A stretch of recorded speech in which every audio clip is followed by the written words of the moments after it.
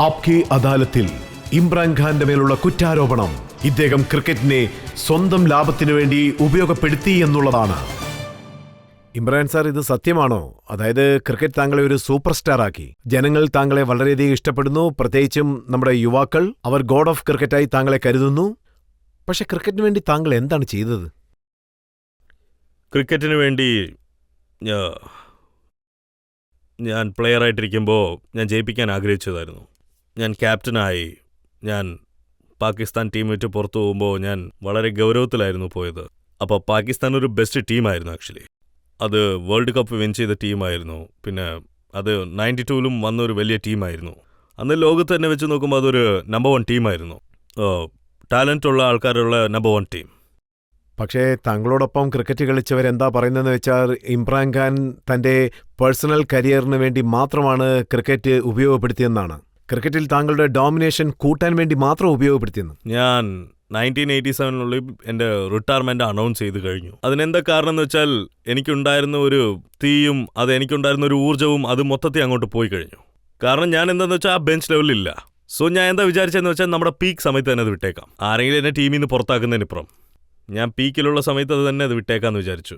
അതിനുശേഷം ജനറൽ സിയ പബ്ലിക്കായിട്ട് റിക്വസ്റ്റ് ചെയ്തു, നീ ടീമിലോട്ട് വാ, ടീമിന് നിൻ്റെ ആവശ്യമുണ്ട്. സോ ഞാൻ ടീമിന് വേണ്ടിയാണ് പിന്നെയും വന്നത്. അതിനുശേഷവും ഞാൻ പിന്നെയും ടീം വിടാനായിട്ട് വിചാരിച്ചപ്പോൾ പക്ഷെ അതിനിപ്പുറം ഞാൻ ക്യാൻസർ ഹോസ്പിറ്റൽ പ്രോജക്റ്റ് സ്റ്റാർട്ട് ചെയ്തു. സോ ക്യാൻസർ ഹോസ്പിറ്റൽ പ്രോജക്റ്റിൻ്റെ ആക്ച്വലായിട്ടുള്ള ഡോക്ടേഴ്സ് അവരൊക്കെ എൻ്റെ ഒപ്പം ഇരുന്ന ബോർഡ് ഓഫ് ഡയറക്ടേഴ്സ് അവരെന്താ പറഞ്ഞതെന്ന് വെച്ചാൽ, ഒരു പക്ഷേ നിങ്ങൾ ഇപ്പോൾ ക്രിക്കറ്റിൽ നിന്ന് പുറത്തു വന്നെന്ന് വെച്ചാൽ നിങ്ങളെ കൊണ്ടിപ്പോൾ ഹോസ്പിറ്റലിൽ പണിയാൻ പറ്റില്ല, നിങ്ങൾ പബ്ലിക്കിന്റെ ഫേസിൽ തന്നെ ഉണ്ടാവണം, അതിനൊപ്പം പൈസ ഉണ്ടാക്കണം. ഒരുപക്ഷെ നിങ്ങൾ പബ്ലിക്കിന്റെ ഫേസിൽ നിന്നൊക്കെ ആക്ച്വലി പുറത്ത് വന്നു കഴിഞ്ഞാൽ പിന്നെ നിങ്ങൾ ഹോസ്പിറ്റലിന് വേണ്ടി 70 crores ചേർക്കണം. അത് നിങ്ങളെ കൊണ്ട് പറ്റില്ലെന്ന് അവർ പറഞ്ഞിരുന്നു. അതിനുശേഷം ഞാൻ ക്രിക്കറ്റ് കളിച്ചെന്ന് വെച്ചാൽ അത് വെറും ക്യാൻസർ ഹോസ്പിറ്റലിന് വേണ്ടി മാത്രം. ജാവേദ് മിയാന്താദിന്റെ പുസ്തകം ഓട്ടോബയോഗ്രഫി, അതിൽ അദ്ദേഹം എഴുതിയിരിക്കുന്നത്, അതായത് ഇമ്രാൻഖാന്റെ പേര് മീറ്റർ എന്നാണ് എഴുതിയിരിക്കുന്നത്. അതായത് ഈ മീറ്റർ പണത്തിന് വേണ്ടി മാത്രം ഓടുന്നതാണ്. ആക്ച്വലി അതിനുശേഷം തലകീഴെ മാറിപ്പോയി. നിങ്ങൾ പറഞ്ഞില്ലേ ഈ മീറ്റർ എന്ന് പറയുന്നത്, ഇതിൽ ആക്ച്വലി ഞങ്ങളുടെ ടീമിൽ തന്നെ ഒരു 3 തൊട്ട് 4 പേരുണ്ട്. അതിൽ ഓരോരുത്തരെയും നോക്കുവാണെങ്കിൽ ഒരാൾക്ക് കാശിൽ കൂടുതൽ ഇഷ്ടമുണ്ടാവും, കാശിന് വെറുക്കുന്നവരുണ്ടാവും. അവരുടെ വിചാരം എന്താന്ന് വെച്ചാൽ ജനങ്ങൾ വേൾഡ് കപ്പിന് വേണ്ടി കൊടുക്കുന്ന പൈസ എല്ലാം ഞാൻ എടുത്തുകൊണ്ട് പോയി ഇങ്ങോട്ടേക്കോ എടുത്തേക്കോ എന്ന് വിചാരിച്ചോണ്ട് 2 കുറ്റങ്ങളാണ് ആരോപിക്കുന്നത്. അതിൽ ഒന്നെന്താണെന്ന് വെച്ചാൽ, താങ്കൾ ഒരു മാച്ച് ജയിക്കുകയാണെങ്കിൽ ആ മാച്ച് ജയിക്കുന്നതിന്റെ ഫുൾ ക്രെഡിറ്റും താങ്കളുടെ ക്യാൻസർ ഹോസ്പിറ്റലിന് വേണ്ടി താങ്കൾ പ്രയോജനപ്പെടുത്തുന്നു എന്നാണ്. പിന്നെ താങ്കൾ ഒരു സ്പീച്ച് നടത്തിയിരുന്നു. അതിലെന്താണ് പറയുന്നത് വെച്ചാൽ ക്യാൻസർ ഹോസ്പിറ്റലിന് സഹായങ്ങൾ വേണമെന്നാണ് പറഞ്ഞത്. ഇതിലെനിക്ക് ഒട്ടും നാണമില്ല കേട്ടോ.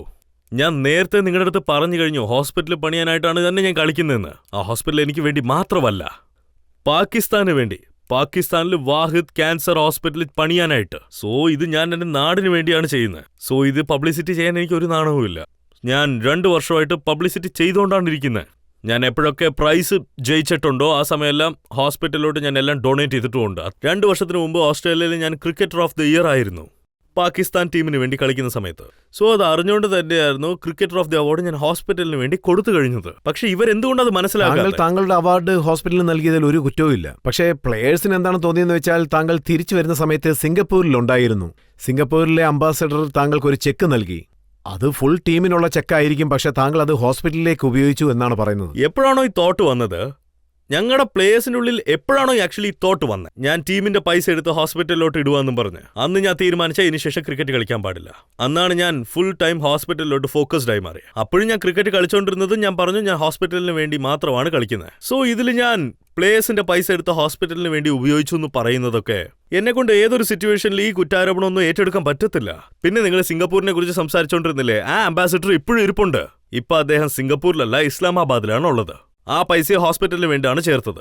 പക്ഷേ പ്ലെയേഴ്സ് കരുതുന്നത് അത് തീർച്ചയായിട്ടും ടീമിന് തന്ന പണമാണെന്നാണ്. ചില പിള്ളേർ നിങ്ങൾ നോക്കുവാണെങ്കിൽ പൈസ മാത്രം വേണമെന്നുള്ളൊരു കംപ്ലീറ്റ് തോട്ടിലായിരിക്കും അവർ. ഇതിലൊരു ചെറിയ പ്രശ്നം എന്താന്ന് വെച്ചാൽ അവർക്കുള്ള അത്യാഗ്രഹം കാരണമാണ് അവരെ അങ്ങനെ മനസ്സിലാക്കി വെക്കാനും ഉള്ളത്. ഞാൻ അവരുടെ പൈസ എടുത്ത് ഹോസ്പിറ്റലിലോട്ട് കൊടുത്തു, അതൊക്കെ നുണയായിരുന്നു. അദ്ദേഹം തന്റെ പുസ്തകത്തിൽ ഇത് എഴുതിയിട്ടുണ്ട്, താങ്കൾ ബോർഡ് ഓഫീസേഴ്സിനൊപ്പം ചേർന്ന് അദ്ദേഹത്തെ ക്രിക്കറ്റ് ക്യാപ്റ്റൻഷിപ്പിൽ നിന്നും നീക്കിയെന്ന്. ഞാൻ ബോർഡിൽ ഒഫീഷ്യലും അല്ല, ഞാൻ ബോർഡിലോട്ട് മെമ്പറും അല്ല. ഈ സമയത്ത് നോക്കുവാണെങ്കിൽ ഞാൻ ബോർഡിൽ പറഞ്ഞ് എങ്ങനെ ക്യാപ്റ്റനെ മാറ്റാൻ പറ്റുന്നത്? ഇതൊരു മിസ്അണ്ടർസ്റ്റാൻഡിംഗ് ആണ്. വിയാദാത്ത് ഇങ്ങനെയൊക്കെ സംസാരിക്കും ഞാൻ വിചാരിച്ചില്ല. വളരെ തെറ്റാണത്. അദ്ദേഹവും ഞാനും വളരെ നല്ലൊരു കോമ്പിനേഷൻ ആയിരുന്നു. ഞങ്ങളുടെ രണ്ടുപേരുടെയും കോമ്പിനേഷൻ വളരെ നല്ലതായിരുന്നു. ആക്ച്വലി ജാവദിന്റെ പെർഫോമൻസ് ഒക്കെ ടീമിൽ വളരെ നല്ലതുമായിരുന്നു. പക്ഷേ ഇങ്ങനത്തെ കാര്യങ്ങളൊക്കെ അദ്ദേഹത്തിന്റെ ബുക്കിൽ നിന്ന് കേൾക്കുമ്പോൾ വളരെ അദ്ദേഹം തന്റെ പുസ്തകത്തിൽ ഒരു കാര്യം സ്പെസിഫിക് ആയിട്ട് പറഞ്ഞിട്ടുണ്ട്. അതായത് ഇമ്രാൻഖാൻ ടീമിനെ രണ്ടാക്കാൻ ശ്രമിച്ചു എന്ന്. താങ്കൾ ക്യാപ്റ്റനായിട്ടുള്ള സമയത്ത് താങ്കൾ ഒരു പാർട്ടി നൽകിയെന്ന്. ആ പാർട്ടിയിലേക്ക് താങ്കൾ 3 പേരെ വിളിച്ചില്ലെന്ന് പറയുന്നു. ജാവേദ് മിയാന്താദ്, റമീസ് രാജ, പിന്നെ സലീം മാലിക്കിനെയും. ഈ 3 പേരെ ഒഴിച്ച് ബാക്കി എല്ലാ ടീമിലുള്ള വ്യക്തികളെയും താങ്കൾ വിളിച്ചു. നോക്കൂ, ഇതും ഒരു ചെറിയ ബുദ്ധിയാണ് എല്ലാം വിശ്വസിപ്പിക്കാന്നുള്ള രീതി. ഒരു പക്ഷേ ഒരു ഗെറ്റ് ടുഗദർ പാർട്ടിയിൽ നിന്ന് എല്ലാവരും പുറത്ത് പോകുമ്പോൾ ആ പാർട്ടി നശിക്കാൻ പോകുന്നോ അതോ ടീം പിരിഞ്ഞു പോകാൻ പോകുന്നോ? പക്ഷേ താങ്കൾ ഇത് അംഗീകരിക്കുന്നുണ്ടോ? അത് ഒരുപക്ഷെ ഇന്ത്യയിലാണെങ്കിൽ ശരി, അല്ലെങ്കിൽ പാകിസ്ഥാനിലാണെങ്കിൽ ശരി, ക്രിക്കറ്റ് കളിക്കാരുടെ ശ്രദ്ധ മുഴുവനും ആഡുകളിലും സ്വന്തമായിട്ട് പണം സമ്പാദിക്കുന്നതിലാണെന്നുള്ള കാര്യത്തിൽ താങ്കളുടെ അഭിപ്രായം എന്താണ്? ഒരുപക്ഷെ പ്രൊഫഷണൽ ക്രിക്കറ്റ് ആയിരുന്നെങ്കിൽ ഒരുപക്ഷെ അത് അവരുടെ അഡ്വർടൈസ്മെന്റ് അഭിനയിക്കുന്നു, സ്പോൺസർഷിപ്പ് ചെയ്യുന്നു, അവരുടെ ക്രിക്കറ്റിൽ ഫോക്കസ്ഡ് ആയിരുന്നെങ്കിൽ ഇതിലൊരു തെറ്റും കാണത്തില്ല. എനിക്ക് ഓർമ്മയുണ്ട്, ഞാൻ ഫസ്റ്റ് ടൈം ഇന്ത്യയിലോട്ട് വന്നപ്പോൾ ക്രിക്കറ്റ് ടൂറിൽ അപ്പോൾ എനിക്ക് ആക്ച്വലി റിബ് ഇഞ്ചുറി ആയിരുന്നു. ഞാൻ ക്രിക്കറ്റിൽ അപ്പോൾ വളരെ പീക്കിലായിരുന്നു. ഞാൻ വളരെ ഫാസ്റ്റ് ബൗളിംഗ് ആയിരുന്നു ആ സമയത്തൊക്കെ. സോ എന്നെക്കൊണ്ട് കളിക്കാൻ പറ്റാത്തത് കൊണ്ട് അവർ എങ്ങനെയൊക്കെ ആയിരുന്നു എൻ്റെ അടുത്ത് പഴി ചുമത്തിയെന്ന് വെച്ചാൽ, ഞാൻ രാത്രി പാർട്ടീസിന് പോവാണ്, ഇന്ത്യൻ ആക്ട്രസിനെ കൂടെ ചുറ്റുവാണ്, സീനത്ത് അമ്മന് അതുകൊണ്ട് എനിക്കിത് എത്രത്തോളം ഷോക്കിംഗ് ആയിരുന്നു എന്ന് വെച്ചാൽ, ഇപ്പോൾ എനിക്കത് പോളിറ്റിക്സിലുള്ളത് കൊണ്ട് അത്ര വലിയ പഴിയായിട്ട് അത് തോന്നുന്നില്ല. അതറിയത്തില്ല. കാരണം പക്ഷേ ആ കാലത്ത് ഇതൊക്കെ എഴുതുന്നത് കണ്ട് എനിക്ക് വളരെയധികം ഷോക്ക് തന്നെയായിരുന്നു. സത്യം പറയണേൽ വളരെയധികം ഷോക്കിംഗ് ആയിരുന്നു. പിന്നെ ജനങ്ങൾ പറഞ്ഞു അദ്ദേഹത്തിന്റെ പാർട്ടി കണ്ടു രാവിലെ 5 മണിക്കൊക്കെ എന്നൊക്കെ. അതും ഞാൻ ഡ്രിങ്ക്സ് കഴിക്കുമെന്ന്. പക്ഷേ ഇന്ന് വരെ ഞാൻ ഡ്രിങ്ക്സ് തൊട്ടിട്ട് പോലുമില്ല. സോ ഇങ്ങനെയൊക്കെ അവർ പഴി പറഞ്ഞുകൊണ്ടിരിക്കും. ഇതൊക്കെ സ്പോർട്സ്മാൻ അക്സെപ്റ്റ് ചെയ്തേ പറ്റൂ. നമ്മൾ എന്തെങ്കിലുമൊക്കെ നല്ലത് ചെയ്യുന്ന സമയത്ത് ഒരുപക്ഷെ രാത്രി മുഴുവനും നമ്മൾ മുഴിച്ചിരുന്ന് പാർട്ടി എൻജോയ് ചെയ്താലും ജനങ്ങൾ ചിലപ്പോൾ എല്ലാം മറന്നു പോകും. പക്ഷെ ചിലപ്പോൾ എന്തെങ്കിലും ഒരു തെറ്റ് നടന്നാൽ നമ്മൾ തെറ്റായ കാര്യം ചെയ്തോ ഇല്ലയോ നമ്മൾ അവർ ഉറപ്പായിട്ട് പഴിച്ചിരിക്കും. ഇതൊക്കെ സ്പോർട്സ്മാൻ ഫേസ് ചെയ്തേ പറ്റൂ. പക്ഷേ ഇങ്ങനെയുള്ള കുറ്റങ്ങൾ താങ്കളുടെ കൊളീഗ്സ് തന്നെ ആരോപിക്കുകയാണെങ്കിൽ അത് എന്ത് ചെയ്യാൻ പറ്റും? ഇതുപോലെ എത്രയോ പ്രാവശ്യം, അതായത് ഞാൻ ജാവേദിന്റെ ബുക്കൊന്നും പഠിച്ചിട്ടില്ല, ഇതുപോലത്തെ കാര്യങ്ങളൊക്കെ നിങ്ങളിപ്പോൾ പറഞ്ഞില്ലേ, ഇങ്ങനത്തെ കാര്യങ്ങളൊക്കെ കേൾക്കുമ്പോൾ എനിക്ക് ഇച്ചിരി വിഷമമുണ്ട്. അതായത് എൻ്റെ കൊളീഗ്സ് ഒക്കെ ഉണ്ടല്ലോ, ഇപ്പോൾ 15 വർഷത്തോളം ക്രിക്കറ്റ് കളിച്ചവരാണ്. പിന്നെ അദ്ദേഹവും ഇതുപോലത്തെ ചീപ്പായ കാര്യങ്ങളൊക്കെ എഴുതുമ്പോൾ എനിക്കും അത് കാണാൻ വളരെ വിഷമമാണ്. പക്ഷേ എന്ത് ചെയ്യാനാ, മനുഷ്യനാണെങ്കിൽ മനുഷ്യരുടെ എല്ലാം അക്സെപ്റ്റ് ചെയ്തല്ലേ പറ്റും. പിന്നെ താങ്കളോടൊപ്പം മറ്റൊരാളും ഉണ്ടായിരുന്നു, സർഫ്രസ് നവാസ്. അദ്ദേഹം താങ്കളുടെ പേരിൽ എന്തെങ്കിലും കുറ്റങ്ങൾ ആരോപിച്ചുകൊണ്ടേയിരിക്കും. അദ്ദേഹത്തിന് നിങ്ങൾ നോക്കൂ, ഞങ്ങളുടെ ഖുറാനിൽ പറഞ്ഞിട്ടുണ്ടൊരു കാര്യം, ഞങ്ങളുടെ മുസ്ലിംസിന്റെ ബുക്കിൽ അതിലെന്താ പറഞ്ഞതെന്ന് വെച്ചാൽ, അള്ളാഹു ജനങ്ങളെ എല്ലാം നല്ല മനുഷ്യരായിട്ടാണ് ജനിപ്പിച്ചതെന്ന്. അതായത് ജനങ്ങൾ എത്രത്തോളം ഉയരത്തിലോട്ട് പോയാലും അവർ കളിക്കാൻ പാടില്ല. അവനങ്ങനെ ഓവറായിട്ട് കളിച്ചിട്ട് അവൻ താഴോട്ട് വീഴുവാണെങ്കിൽ അവൻ മൃഗത്തിനും താഴോട്ട് ഇറങ്ങും. ഈ സർഫ്രാസ് ഇങ്ങനത്തെ ഒരാളാണ്. അതുകൊണ്ട് ഞാൻ അദ്ദേഹത്തിനെ കുറിച്ച് സംസാരിക്കുന്നില്ല. ഇത് ഇപ്പൊ സംഭവിച്ച കാര്യങ്ങളൊന്നുമല്ല. ഏകദേശം 10 വർഷങ്ങളായിട്ട് ഇത് പറഞ്ഞുകൊണ്ടിരിക്കുകയാണ്. റീസെന്റായിട്ട് 2 കുറ്റങ്ങളാണ് ആരോപിച്ചിരിക്കുന്നത്. അതെന്താണെന്ന് ഞാനിപ്പോൾ പറയാം. താങ്കൾ ആ ഹോസ്പിറ്റലിന് വേണ്ടി എത്രത്തോളം പണം കളക്ട് ചെയ്തുവോ ആ പണം വെച്ച് ഏകദേശം 10 ഹോസ്പിറ്റൽ കെട്ടാമെന്ന്. താങ്കൾ ഒന്നല്ലേ കെട്ടിയുള്ളൂ, ബാക്കി 9 മായമായെന്ന്. അങ്ങനെയാണെങ്കിൽ ഇത് വളരെ ഒരു പൂറായിട്ടുള്ളൊരു ബുദ്ധിയാന്ന് പറയാം. അദ്ദേഹത്തിന്റെ ബുദ്ധിയൊക്കെ ഇത്രയേ ഉള്ളൂ. അവരുടെ ബുദ്ധി എന്താന്ന് വെച്ചാൽ, ഒരുപക്ഷെ അദ്ദേഹം ഹോസ്പിറ്റലിൽ പണിയാൻ കാശുണ്ടാക്കിയിരുന്നെങ്കിൽ അവസാനത്തെ പങ്ക് മാത്രം ആശുപത്രിക്ക് കൊടുത്തിട്ട് മറ്റുള്ള പൈസക്ക് അദ്ദേഹം വെച്ചോട്ടെ. അത് ഇംഗ്ലീഷിൽ നിങ്ങൾ ചോദിച്ചില്ലേ, ഇംഗ്ലീഷിലൊരു പഴമൊഴിയുണ്ട് ഇതിന്. അതെന്താന്ന് വെച്ചാൽ, you take a thief to catch the thief. ഒരു കള്ളന്റെ ചിന്ത കള്ളനെ പോലെ ഉണ്ടാവത്തുള്ളൂ. അവനെ പോലെ കള്ളനെ പോലെ ആലോചിച്ചാൽ അവന്റെ മൂവ് അങ്ങനെയൊക്കെ തന്നെ ഉണ്ടാവുള്ളൂ. അവന്റെ ആലോചന അവൻ ആരാന്ന് കാണിച്ചു തന്നേക്കും.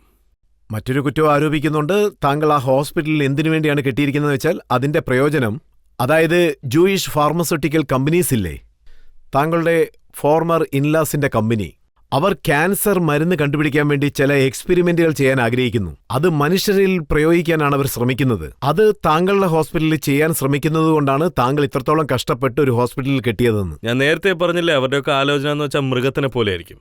ഇത് തെറ്റാ, വളരെ തെറ്റാ. ഇതിന് ശേഷം നിങ്ങൾ ഇതിനെക്കുറിച്ച് ഡിസ്കസ് ചെയ്യണ്ട.